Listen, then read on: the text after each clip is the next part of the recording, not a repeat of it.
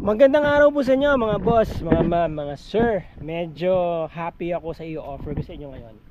Itong property na to, huwag nyo nang pakawalan to. Kasi nakita nyo to, ito po ay ginagawa na yung kalsada. Dire-diretso yan doon. Kung makikita nyo yun, excuse me medyo nag-acidic yung tiyan ko, yung stomach ko. Okay, kung nakikita nyo po yung tower doon, yan, yung line na yan. Yan po ang National Highway. Yun ay subdivision. Yan. May vinlag akong magandang bahay dyan. Ang kanyang backdrop ay bundok, hills, no? Maganda. Yun yung Bantay Cruz, nandun yung sikat na Dapia River, nandyan din yung Maod na sumisikat din dito na ilog. Malapit lang, mga 15 minutes lang po or 5 minutes lang drive, tapos around mga 20 minutes walk, andun na po kayo sa may Maod. And then ito, palabas, about 10 minutes, 5 to 10 minutes drive, nandun na kayo. Siguro mga ano to, less than 500 meters, andun na po kayo sa National Highway. Alright, medyo rough road pa yan, pero ito, kalsada na to, all the way to National Highway, dadaan kayo ng isang barangay dyan, ay, ano na po yan, sementado. Ganito ang klase ng kalsada. Ito po yung binibenta.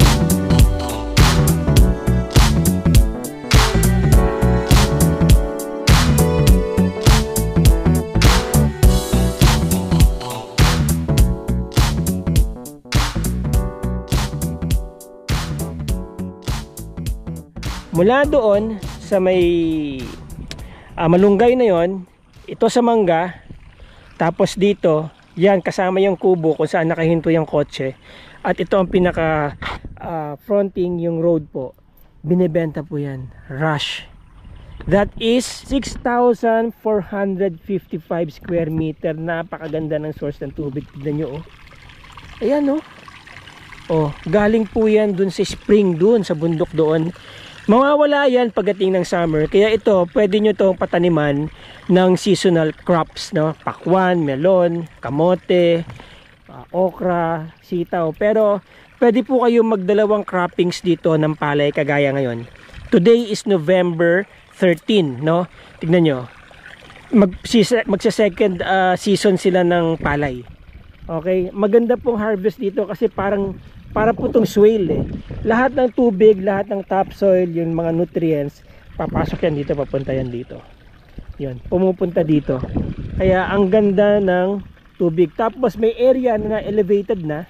Ito, pwede kayo maglagay dito ng mga bahay nyo. Actually, pwede nyo rin patambakan yung portion nito, no?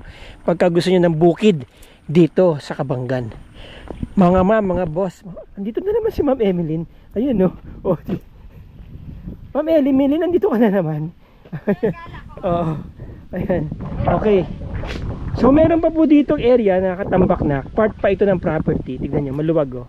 'Di ba? Mga ilang square meters din to. Ayan. Pwede kayo magpatayo ng bahay dito. Hanggang dun yan. Pwede kayo maglagay ng mga kulungan. Sana walang aso, wala kasing tao. Ayan, hanggang dun, diretso. Ayan, may bahay sila dito. Dire-diretso yan dun. Ayan oh. Diba, meron kayong maliit na bukid dito. In fact, dito sa gilid pwede rin yata kayo maglagay. Hanggang dun, oh. Ayan, oh. Diba? Parang ang sarap tumira dito, no? Tapos meron kang palay dyan. May mga tanim kang gulay dito. May alaga kang konting hayop. Ito, may palikuran sila dito, no? Ito, maluwag pa, oh. Pwede pa kayo maglagay ng gusto nyong ilagay dito.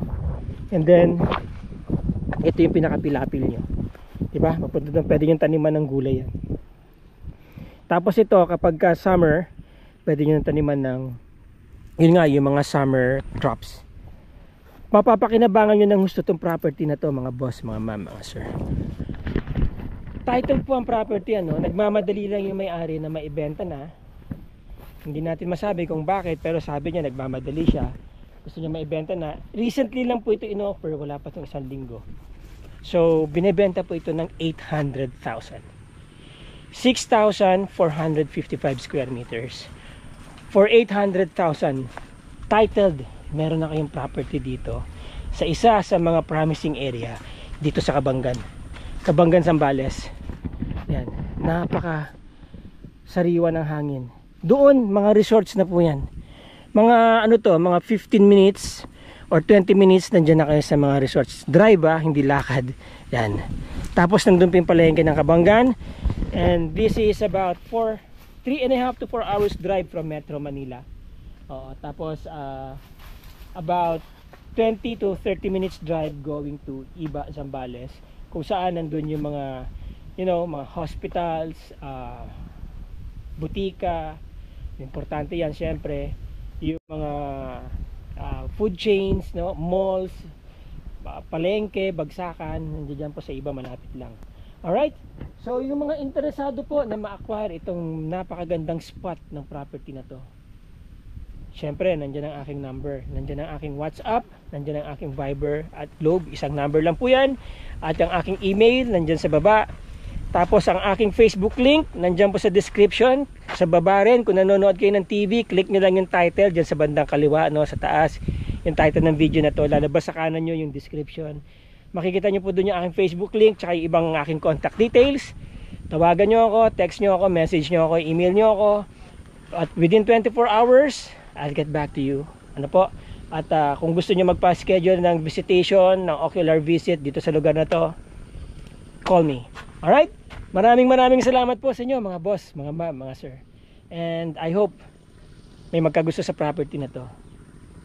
Huwag nyo na pong pakawalan. Maganda tong area na to, I'm telling you. Hindi na po bumababa ang presyo ng lupa ngayon. Bibihira lang po yung mga ganitong presyo na property na nakikita ko dito sa Zambales. 6,455 square meters, 800,000 pesos lang. It's a steal. Once again, maraming salamat sa inyo, mga boss, mga ma'am, mga sir. Till the next video, ciao!